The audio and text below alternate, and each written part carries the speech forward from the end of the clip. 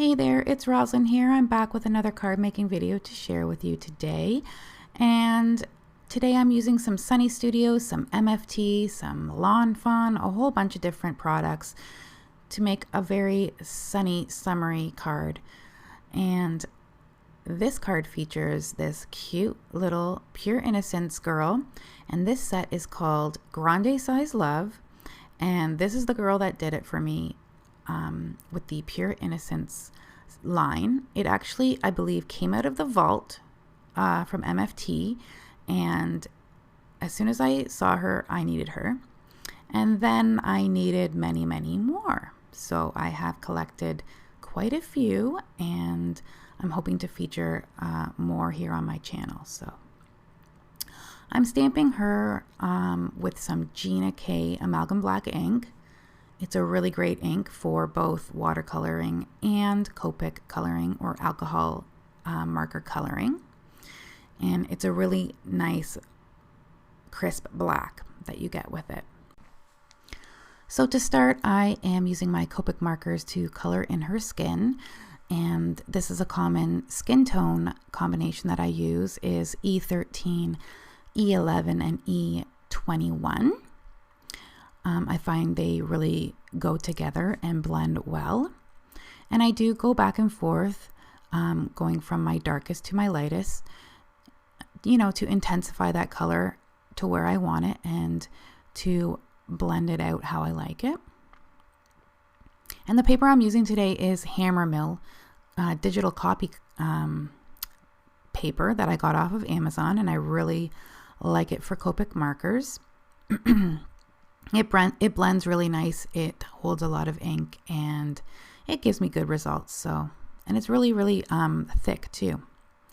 So here on her legs, I'm taking that darkest E13 marker and shading right below where her skirt would cast a shadow, and also a couple little lines to indicate where her little knees are. So I would just take that darkest marker, map that out, and blend it with the two lighter markers. And you can see I'm going over it again just to get that blend how I like it. And for her hair, I'm going to have to guess what markers because I lost the little sheet that I wrote them down on, but I'm going to guess E29 and E25. That's another common color combination that I use. And I'm just going to leave a little highlight there with white because it's not too realistic. And here I'm bringing in a new coloring medium that I got. It's the Chameleon markers and their partner product, the Chameleon Color Tops. Now, what these are an alcohol-based marker, and you can either use a colorless blending barrel that is built within the marker to go from no color to intense color, or you can use these color tops and you can go from one color to another. So here on her dress, I'm using two yellow markers, a darker one and a lighter one. And what you do is you touch the tips together. It's a built-in system that they have in their marker, and the marker will absorb whatever color is in the color top, and when you color with it, it blends out to the other color, the base color. And I'm not very experienced with these markers, but they are a lot of fun. They're definitely different than Copics, but and you can also use them the same way you use typical alcohol markers and blend from one color to another with the markers themselves. You don't have to do the mixing chamber technique that I'm using here. And here I am just touching the color top to the marker for only a couple seconds because this is such a small image. I don't need a lot of time for those colors to blend with each other.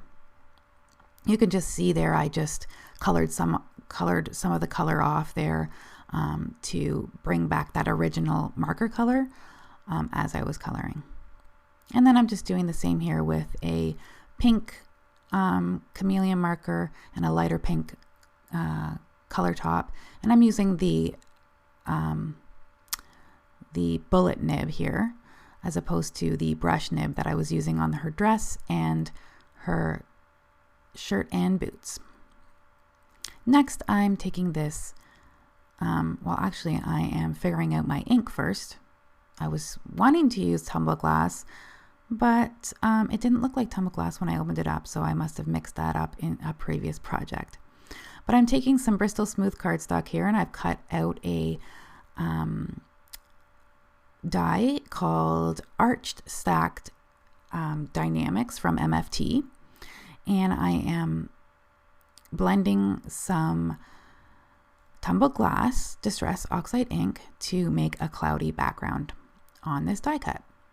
Now these dies I think have been retired, so if you like the look of this sort of arched, sort of partial circle, Sunny Studios did come out with their own, and it has a double stitched edge, so it stitches the outside and the inside. The MFT one only stitches the inside. But I wanted a little spot for this girl to stand on my card, because I'm bringing in some pattern paper. And this pattern paper is from Lawn Fawn. It's called the Hello Sunshine Remix Petite Paper Pack, and the paper itself says Hello Sunshine, and I've cut that out with a stitched rectangle that is slightly smaller than an A2 size card. Here I'm taking some polka dot parade paper in the same sort of yellow from Sunny Studios and stamping this sun from the Sunshine Sentiment stamps from Sunny Studio. So I'm just changing up my pattern paper here to have a couple different patterns, but it's the same color, so it's sort of a monotone look. I'm going to attach that background to an A2 size card base, a horizontal card base here. And always ensure that you're cutting your pattern paper that have that's directional, like with words, in the right direction. And I'm just going to put this die cut piece over off to the side so that I'll have a little bit of room for my sentiment. And I forgot to mention that I did fussy cut the Pure Innocence girl out, even though I realized after that I had the die for it. I haven't been buying the dies for these girls because they are very simple images and they're easy to just fussy cut out for me. So from that same stamp set from Sunny Studio, I am using two sentiments here. One says, some days you just have to create your own. And to finish off that sentiment, I'm using the word sunshine. And I'm just stamping that out on some white cardstock because obviously I don't have enough room to stamp that sunshine out on the background panel without it interfering with the pattern paper. So, and I'm just going to trim that out with my scissors because I'm not too concerned that it's super perfect, because the script itself is kind of a fun, playful script. And we don't have to worry too much about getting those perfectly straight lines. You know, you do your best with some good scissors and you're good to go. So I'm just going to adhere that down underneath the top sentiment. And I wish I had stamped the top sentiment in the VersaFine Claire Nocturne ink, but I actually used the Gina K, and it's not as dark. But if I had to do it again, I would definitely stamp that in the darker black. The VersaFine Claire ink is very, very black. Great for sentiments. And I'm just popping this little sunshine, this little sun stamp up on some foam tape, just to give that card a little bit more dimension. And I did end up decorating the inside of my card today, and I'm just using this little teeny tiny stamp from the Inky Antics set called, one second, coffee break, and it says "Java nice day." So I thought I would bring that coffee theme that she's drinking on the front into the inside of the card. And sometimes you just have to create your own sunshine and have a good cup of coffee. You know, sometimes a good cup of coffee can just make your day, right? And I'm stamping that with some Lagoon ink from Altenew, their dye ink there. And I'm taking a little to-go cup and using the same ink. And that to-go cup was from the MFT Sweater Weather in the Woods.